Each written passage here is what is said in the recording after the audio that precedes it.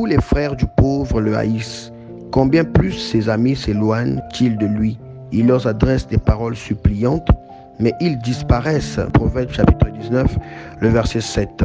Il y a des familles où plusieurs personnes n'ont pas assez de moyens pour subvenir à leurs besoins. Souvent, nous voyons des discordes, des frustrations dans nos familles à cause du manque d'amour, parce que les gens qui ont des moyens ne viennent pas en aide à ceux qui sont dans les besoins. Et toi qui n'as pas de moyens, Dieu t'a donné 2 mains et 2 pieds.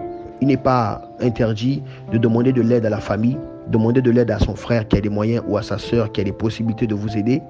Mais vous ne devez pas aussi devenir une charge pesante pour ces personnes-là.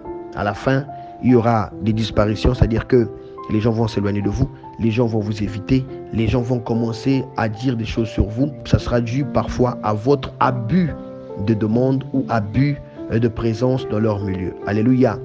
Allez-y vers ceux qui ont les moyens pour demander de l'aide, mais n'abusez pas. Il y a de ceux qui ont de l'argent, Dieu les a bénis, mais qui manifestent à la fin un mauvais cœur ou du mépris pour ceux qui n'ont pas de moyens. Vous savez, même si vous n'avez pas de moyens, ça ne veut pas dire que c'est une fatalité que vous allez demeurer dans cet état de fait. Non, déjà vous devez vous enlever ça de la tête et comprendre que vous devez vous battre, vous devez lutter, même quand ce n'est pas facile. Vous allez sûrement évoluer parce que Dieu est avec vous. Bien que ça prenne même du temps. On ne vous dit pas que quand vous n'avez pas de moyens, que vous vous isolez. Non. Les gens vous aiment même si vous n'avez pas de moyens. Les gens vous aiment même si aujourd'hui vous ne pouvez pas les payer une ordonnance. Mais n'abusez pas.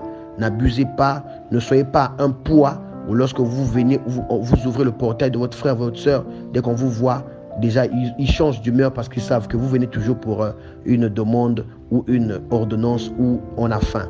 Mais venez aussi, nous qui n'avons pas de moyens là, allons aussi vers les personnes qui ont des moyens avec un petit bol de sakasaka, avec un petit bol d'haricots, avec un petit chassé, quand on nous a partagé aussi ailleurs, être reconnaissant. Pourquoi pas même une sandale à ta soeur qui t'a souvent aidé. Ça montre de la réciprocité.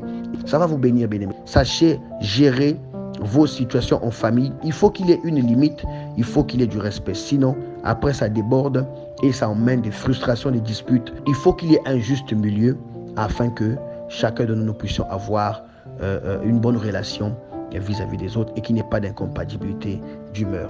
Mais à ces personnes-là aussi, lorsqu'on a les moyens de la famille, on n'a pas dit que toi qui as les moyens, que tu commences à prendre des charges de toute la famille, mais que tu viennes en aide de temps en temps à ceux qui en ont le plus besoin afin de les aider.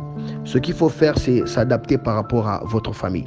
Ne venez pas surcharger vos frères, vos sœurs qui ont des moyens en vous imposant parce qu'ils sont obligés de vous aider. Que non, Yaya doit m'aider. Par l'amour de Dieu, puisque l'amour nous demande de nous aider, nous entraider, ils vont le faire. Mais ne venez pas les obliger des rythmes. Ne venez pas commencer à leur mentir, fabriquer des ordonnances pour qu'ils vous viennent en aide. Cela va créer de l'incompatibilité d'humeur.